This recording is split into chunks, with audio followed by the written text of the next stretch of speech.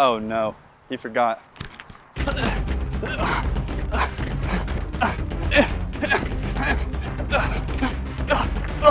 Sir!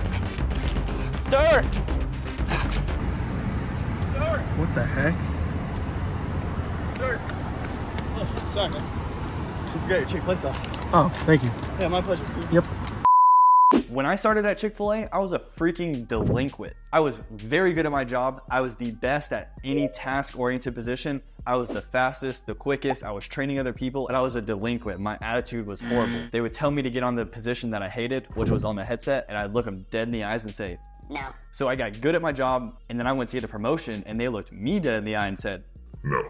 So that day, I instantly learned my first lesson, and that was, it's not only how good I am at the job, but my attitude about the job. So then I knew if I wanted to make more money, I needed to be in a higher position. And if I wanted to be in that higher position, I needed to perform as if I was already in that position. I didn't need to wait for them to give me the position and then change. I needed to be changed to get the position. So then I improved my attitude and continuously improved my attitude and stayed consistent in a good attitude, taking on new responsibilities and new duties for several months before my reputation caught up to me and they said, yep, you're ready for a promotion. A promotion?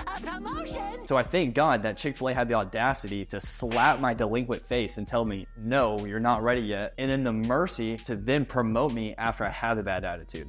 After I got promoted, I needed to learn how to manage and delegate like a Chick-fil-A leader, not a manager. So for example, if the dining room needed to be clean, I would go up to someone and say, do you want to go clean the dining room or go be on headset? And that was the only thing worse than cleaning the dining room. So every time they would pick dining room. The other option is that I just tell someone, hey, go on dining room. And they're like, oh, I hate that. But if I give them the choice of either dining room or something worse, then they think, holy crap, thank God I'm doing dining room. So then they're excited to go do dining room. So to sum it up, the second lesson I learned at Chick-fil-A was if I give somebody the choice, it'll motivate them more to do it with a better attitude. The third lesson I learned at Chick-fil-A was when I got promoted to senior leader. So now I have influence over the team leaders who have influence over the team members. I could tell anybody what to do. They didn't have to question it. They just had to do whatever I said. I figured out there was two different ways to lead. I could either lead by fear, you either do this or you get fired, or I could lead with kindness and then they just respect me. And if they respect me, then I have influence over them and then they will want to do whatever it is that we're doing and we feel like a team. So my big takeaway was labeling. The way I use labeling for Chick-fil-A was I would go up to somebody and tell them, hey, I need an absolute rock star, like a killer on headset. That's why I chose you. So then instead of them feeling like, oh, I'm on headset, they're like, holy crap, he chose me. He thinks I'm the best at it. I need to live up to this label that I'm a killer on headset. So I'm gonna show him why I'm the best. Then when they got on headset, they wanted to kill it. They wanted to be the best because they wanted to live up to this label that I set on them. The other option is I tell them to go on it. They go on it because they have to. And then they suck. They don't care to go fast. Our service sucks and we begin to crash. Lesson 4. I run the business, not the customer. My owner had a very strict 20-second service in the window, and we followed that to a T. So much so that if it got to 22, 25 seconds, we knew that our service is better served if we just pull them forward at 20 seconds. So we'd pull them down to a parking space where they had to get their food there. Occasionally, there would be some customers that say, nope, I'm gonna wait right here. You gotta give me my food right here. I run the business, not the customer. So what we would tell them is, hey ma'am, your food is down at that parking spot, and until then, we're gonna keep passing food out to the cars behind you. So we would literally have a standoff until the cops pulled up and made them move forward to get their food anyways, because we run the business, not the customer. So what I learned from lesson number 4 is to have standards in my life and in my business. Other people, customers, may not understand why you do it the way you do it, but we do it for a reason. We have thought through that reason, and we have a system, process, and procedure for whatever it is. So we're gonna stick to that standard because we run the business and not the customer. Number 5, ownership mentality. So the story I like to tell is I was putting in a new roll of paper towels into the paper towel dispenser. There's like a really crumbly, dusty looking piece that comes out at the end that's really small and not a full paper towel. So I ripped it off and threw it away in the trash. And he just so happened to walk by and say, whoa, what the heck?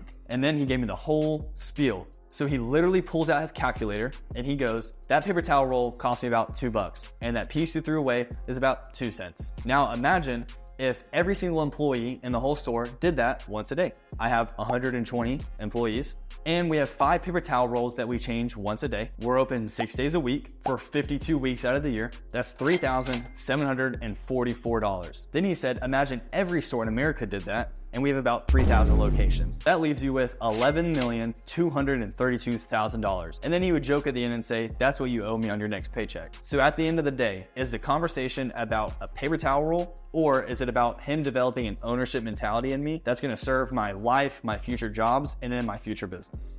Lesson number 6 from Chick-fil-A is systems, processes, and procedures. That was drilled into us every single day by our owner, because the Chick-fil-A business operates on systems, processes, and procedures for every single thing. From the second that the raw piece of chicken was pulled out of the fridge, put in the fryer, assembled, and into your mouth, there is a system, process, and procedure for it. And that's why it's always so good. So the lesson I took away from this one is that there's gonna be many people who have no clue all the extra time and effort and steps you put into what you're doing, but they're gonna expect it.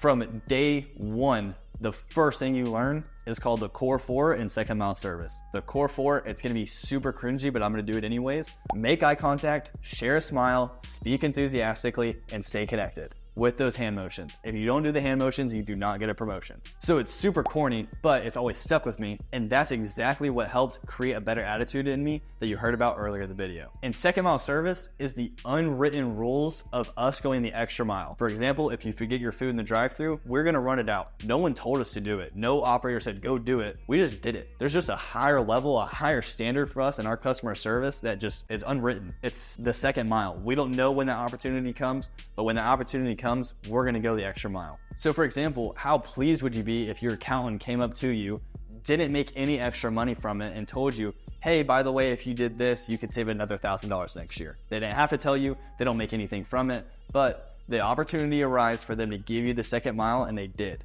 And that's what Chick-fil-A does. Anytime the opportunity comes, you don't know what it is or how it's gonna happen, you just do it. And at first, I had a little bit of this imposter syndrome because I was like, oh, that's not me, I'm some delinquent kid. Then eventually I did it so many times and did so many reps that it just became who I was. I was gonna make eye contact, I'm gonna smile, I'm gonna speak enthusiastically, and I'm genuinely gonna try to stay connected to whatever you are doing in your personal life, your business. I just wanna know about you. Essentially, the biggest takeaway I have from that lesson, the best way to care about someone is to actually care about someone. All right, drum roll please, the moment you've all been waiting for. You've been waiting for me to stop yapping, the secret menu. There is none.